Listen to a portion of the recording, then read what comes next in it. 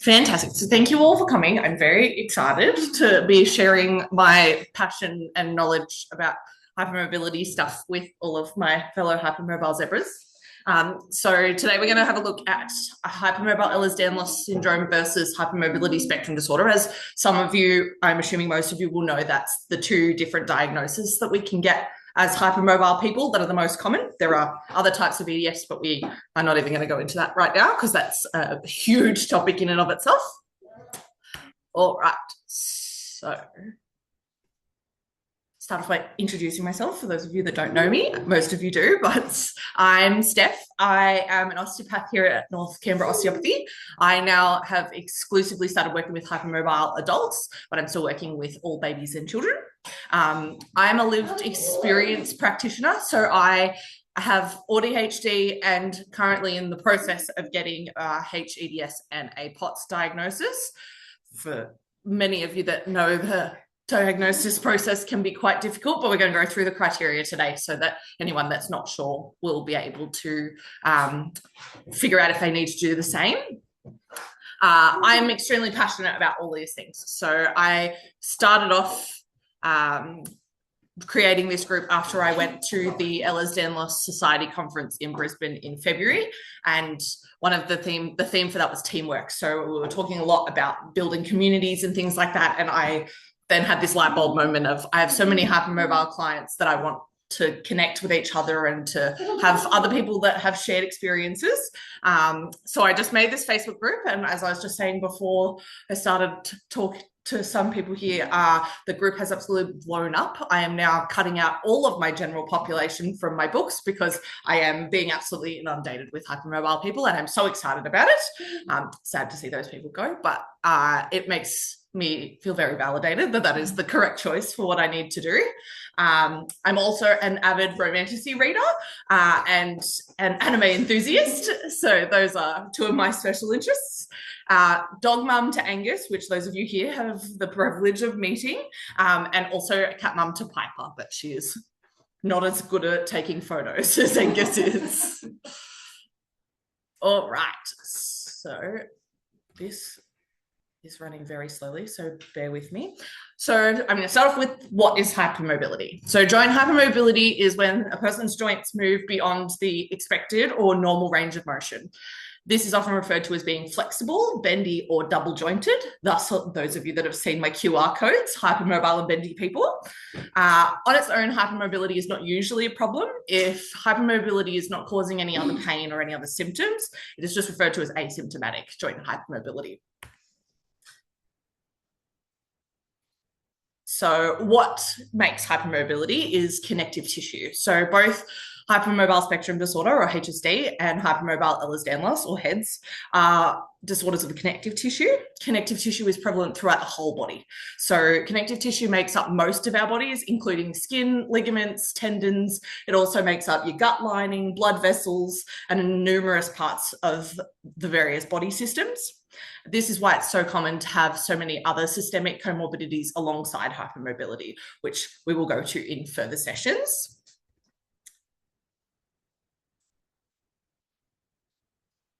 So collagen is the primary component of connective tissue, and in hEDS and HSD, it is the collagen structure that's actually affected. So normal collagen is a cylindrical, nice, perfect round shape, and it forms a lattice structure like this garden fence picture. It's very strong and very stable. So that lattice structure means that it's very hard to sort of move, and it doesn't stretch very much. In hypermobile people, collagen has like jagged edges. It's not perfectly cylindrical. That's what we've been seeing in the research. And this means that it's not able to form that nice straight line lattice pattern that we see like in standard collagen.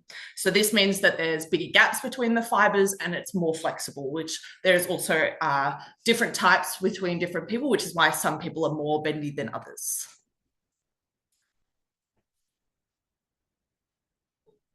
So what is Ehlers Danlos syndrome? So Ehlers Danlos syndromes are a group of 13 different connective tissue disorders. Each type has its own set of symptoms, all caused by genetic variation that affect connective tissue. All types have joint hypermobility as one of the features.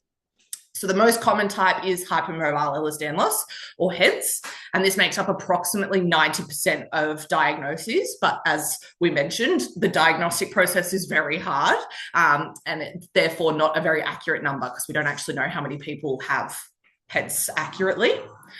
We're working on it. A diagnosis of hEDS requires a specific set of criteria to be met, which we'll be going through today. And the Ehlers Danlos Society are currently reviewing this criteria, with a new set of criteria set to be finalised in next year, in 2026.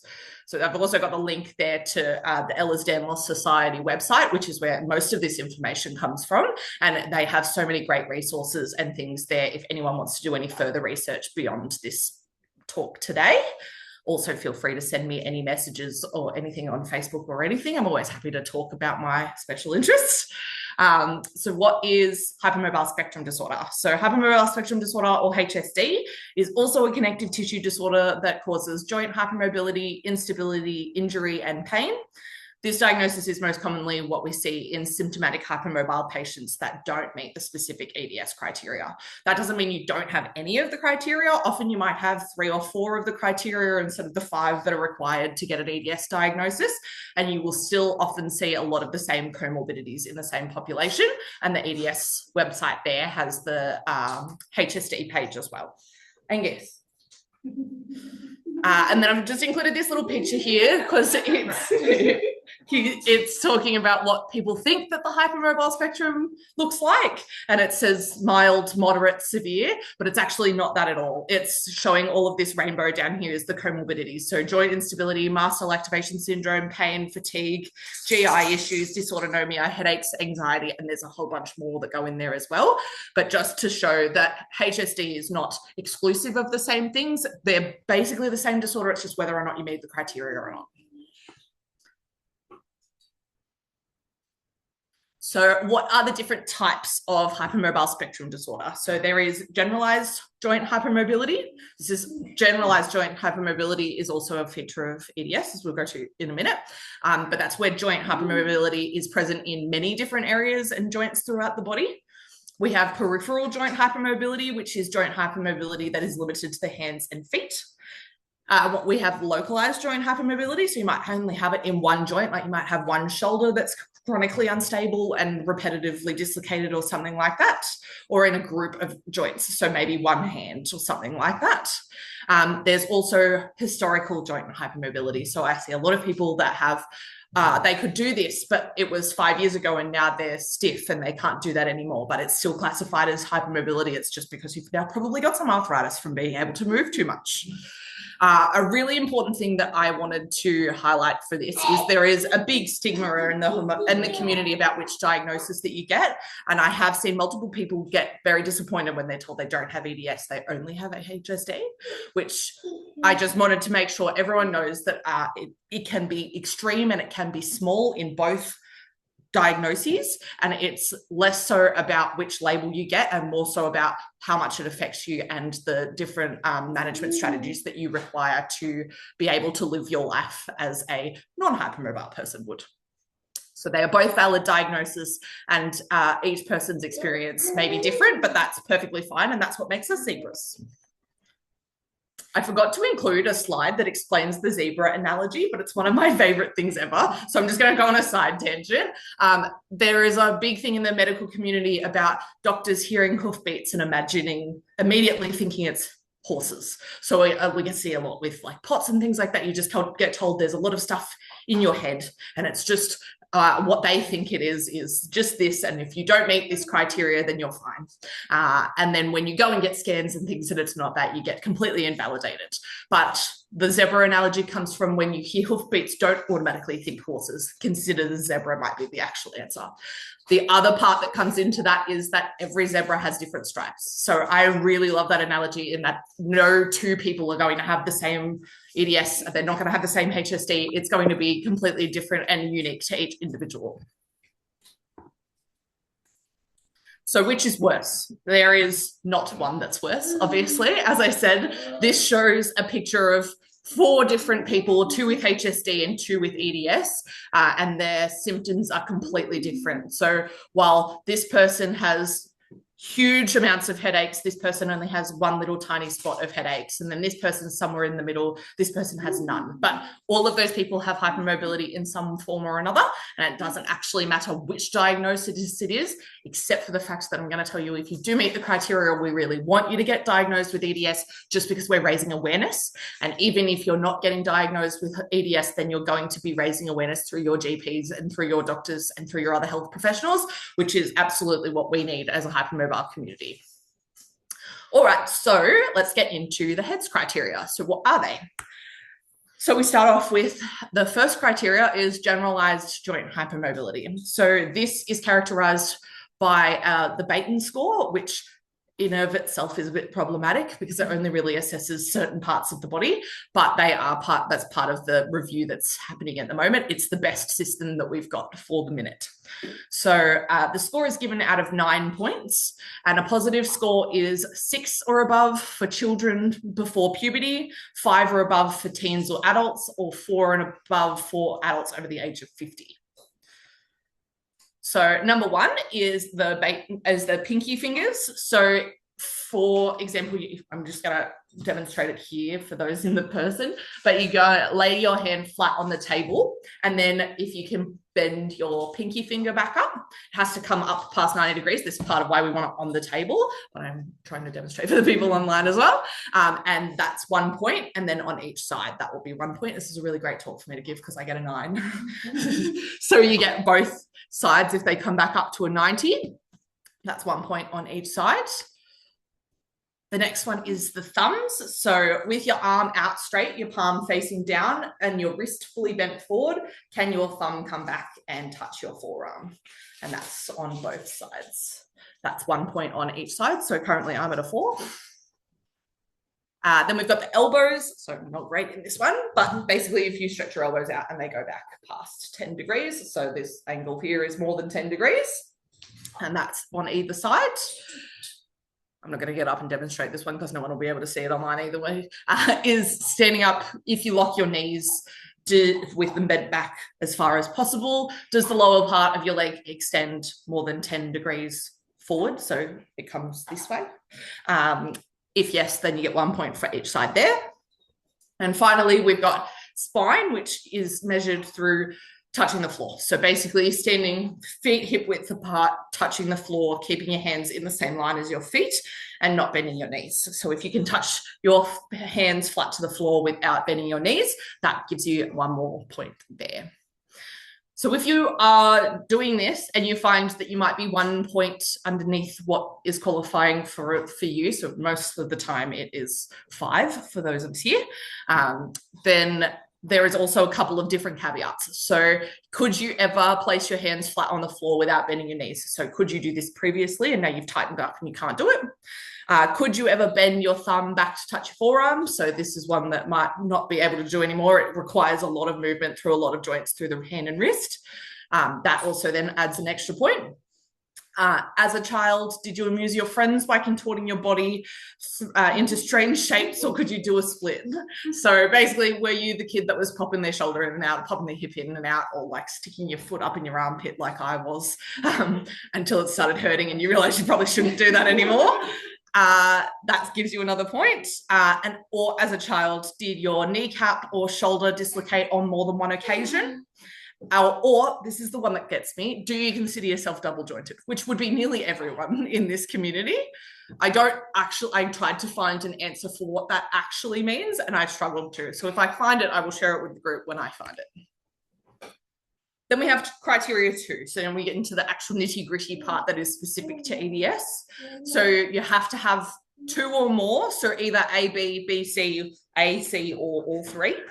So for feature A, you have 5 or more of the following 12 criteria that we will go through. Then we've got feature B is 1 or more of first degree relatives, so parents, siblings, children, having also independently met the hEDS criteria. Then we've got feature C, which at least 1 or more of the following: it's musculoskeletal pain in 2 or more limbs recurring daily for at least 3 months, or chronic widespread pain for at least 3 months, And then recurrent joint dislocations or frank joint instability in the absence of trauma. And frank joint instability in that case is like, most of us will know what it's like walking along and then just all of a sudden your ankle goes out from under you because it doesn't like to stay where it's supposed to be. But not necessarily a dislocation. So let's have a look at these 12 criteria for EDS. So first we've got the skin. So the first one is unusually soft or velvety skin, which is just a subjective kind of thing. Oh. And this one is really hard to define, but I just remember being told my whole life I had really soft skin, which I get, okay, never thought anything of it. And then I found this criteria and was like, oh, that's why.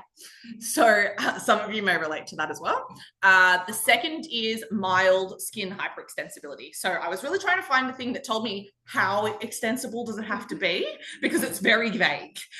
There is one website from the UK EDS Society that showed that it's basically, so it has to be able to stretch beyond the normal range. And this website specifically said that if it's most accurately tested on the underside of your forearm where there's no hair, because that is one of the tightest areas of skin that you will have. And then if you pull down gently and until you meet resistance, if it is more than 1.5 centimeters, which I then measured on my thumb, and that's not even the whole length of my thumb. So that was wild to me. We can also have a good giggle because in doing so, I tried to recreate this photo. This is on Thursday. So this nice little black dot on my arm is from me repeatedly pulling on my skin. And I've taken out the slide of like all of the extra things, but easy bruising is another feature of EDS. And it will now stay there for 3 weeks because it's also slow wound healing. Next, we have unexplained stretch marks. So unexplained striae distensae, which are these white looking ones, and often they will start as striae rubrae. Yeah, there's 2 different spellings of it and it confuses the crap out of me. But anyway, stretch marks is the actual answer. At the back, groin, thighs, breasts, and or abdomen in adolescents, men, or pre-pubertal women. So without a significant history of gain or loss of body fat or weight. Very vague also, because who can tell me whether or not they had unexplained weight loss or unexplained weight gain? It's very confusing. How much is too much and everything like that. Basically, if you have stretch marks when your peers didn't, that's where I'm going to say that's a yes. Next, we have pyogenic papules. So these are little lumps of fat that appear under the skin when pressure is applied to the heel or wrists. And these usually don't cause any problems, but can be painful in some cases. And the big note here is that they have to be on both feet. So that's what bilateral means. Next is abdominal hernias, so recurrent or multiple abdominal hernias. So a hernia occurs when an internal body part pushes through a weak spot in the tissues that support it. So in this case, usually the split between the middle of your abs. This creates an outward bulge, typically in the abdomen or groin. Obviously, in this case, we're talking specifically about abdominal hernias. So multiple means that you've had multiple in different spots, and recurrent means that you've had multiple in the same spot. Atrophic scarring. So this atrophic scarring involving at least 2 sites without the formation of truly papyruses, I don't even actually know. It means paper-like.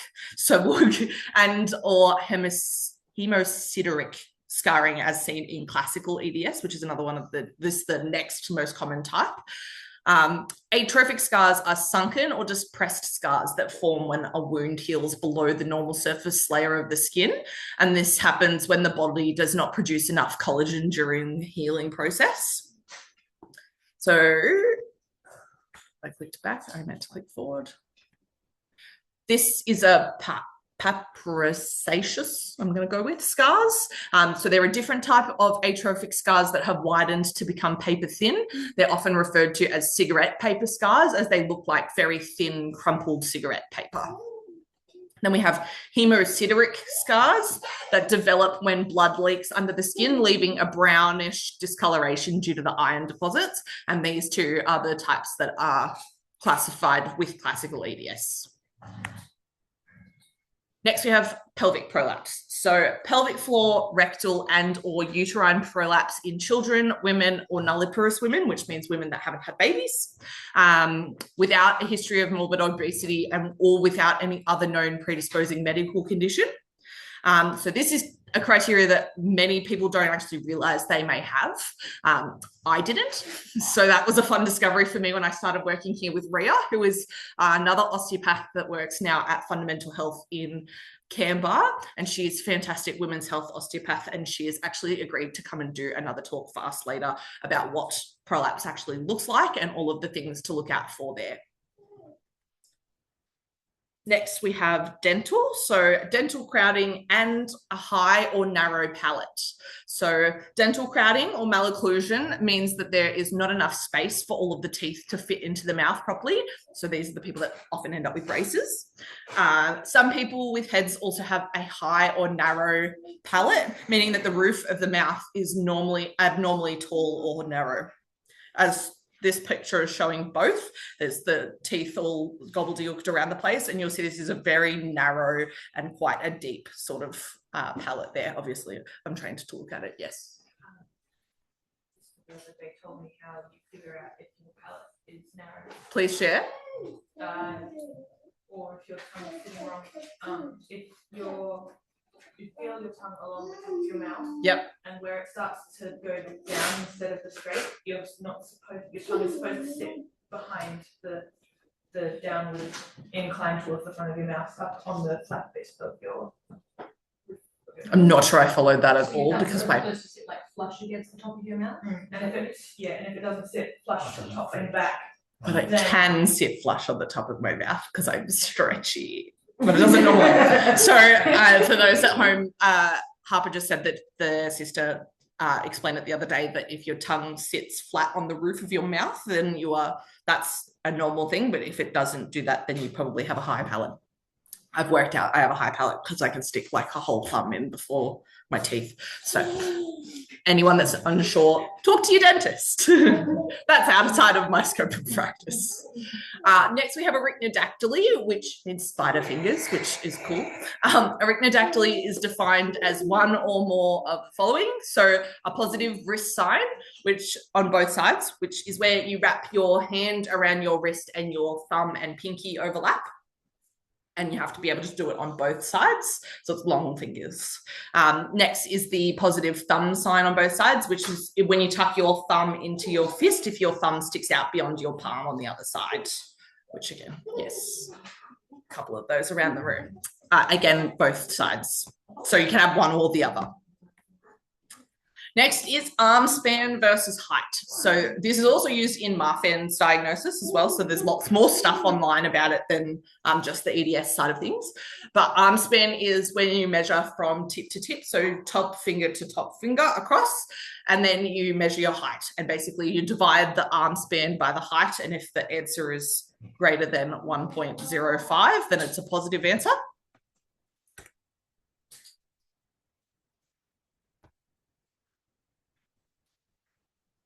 The mitral valve, so mitral valve prolapse, mild or greater than based on the strict echocardiographic criteria. So a mitral valve prolapse occurs when the mitral valve is floppy and does not close tightly. So some people with HEDS have MVP, but it is usually mild and does not require any treatment. So in this picture here, we can see this is what the mitral valve should look like. And that's it there. So for those that aren't as anatomically inclined as I am, the heart has 4 chambers and each valve sits in between each of the 2 chambers. Blood goes through and shouldn't go backwards. So this valve is what it should look like, nice and smooth and not distended. So this is a prolapse. So similarly to a pelvic floor prolapse, something descends further than it should. This has then got backflow. You can have just a general prolapse, and there can be sometimes where it's pushed so hard it doesn't close properly and you get what's called mitral regurgitation, but that's beyond that. Yes, that's that there. Next, we have aortic root dilation. So when all of that blood pumps out of the heart, it pumps out into the aorta from one side at least, and then that blood goes to the rest of your body. So as explained, if you've got collagen that's stretchy in your blood vessels, this can then happen where the pressure from the blood has then dilated the first part of the aorta. So it should look like this, a nice, smooth, continuous tube. And this is when it is a bit bulged on either side. So that aortic root dilation has to have a Z score of 2 or more, which just means that when they scan it and measure it, it's above 2 standard deviations from the mean. So you have to be quite in the top 5% or something like that of how big it can get. So the aorta is the largest artery in the body, and it carries blood from the heart to the rest of the body. And this aortic root dilation occurs when that first section is enlarged. Again, it's usually pretty asymptomatic and does not usually require treatment. It's just there as a criteria for diagnosis. So just to recap all of those, you have to have at least 5 of those things to meet feature A, or you meet feature B, which is 1 or more first degree relatives that also have independently meet the criteria. And then we've got feature C, which is the musculoskeletal pain in 1 or 2 or more limbs, chronic widespread pain, or recurrent joint dislocations or instability in the absence of trauma. So if your ankle falls by itself, that is not trauma. You're causing trauma, but nothing made it happen. That rock on the road is not trauma. And finally, we've got the exclusion criteria. So this is the last part. So all 3 of these criteria have to be met for you to get a diagnosis of Hypermobile Ehlers Danlos.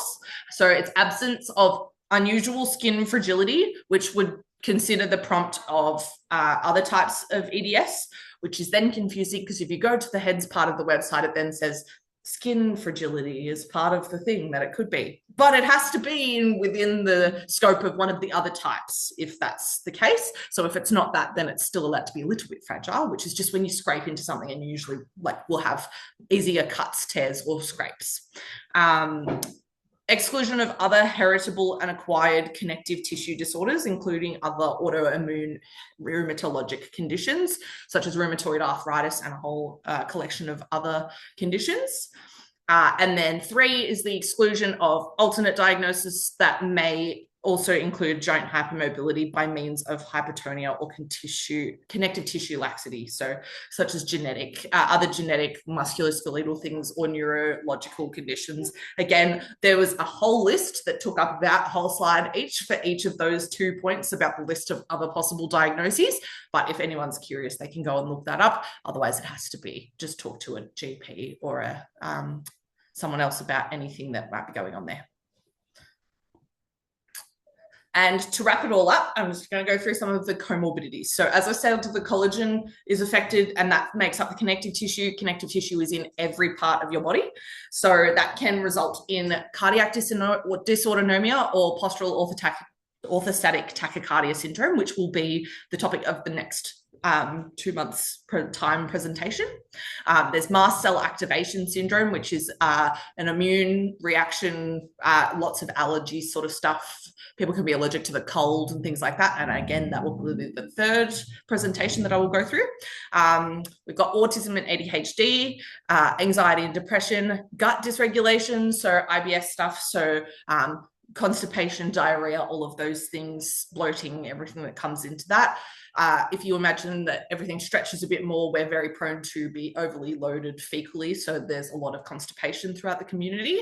But then if you wrap in with the mast cell activation syndrome being sensitive to things, then you will usually also have more reactive gut and have more likely to be having diarrhea and things like that as well. There's also endometriosis, which is a comorbidity as well, which I might also try and get Ria to come in and give us a talk about that because she's much more knowledgeable on that than I am. And then we have myalgic encephalomyelitis. Thank you. I practiced this morning and I still buggered it up. That ME or chronic fatigue syndrome, CFS. So that's ME-CFS, if anyone's ever heard of those terms. And they're also comorbidities as well that I will also try and do a talk on in the future. Thank you. That's all. Perfect. All right. I'm just going to wrap up the Zoom part from there. If anyone has any questions or anything, feel free to send me a message on Facebook or share in the group.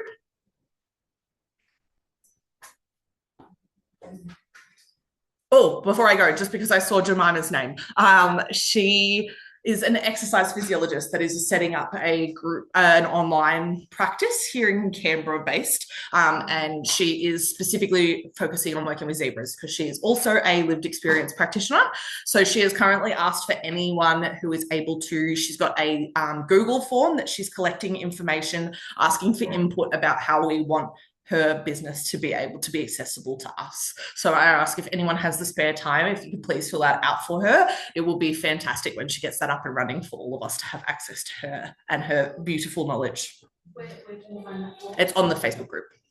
I will also share it with the link of this recording for anyone watching it. All right, bye people online.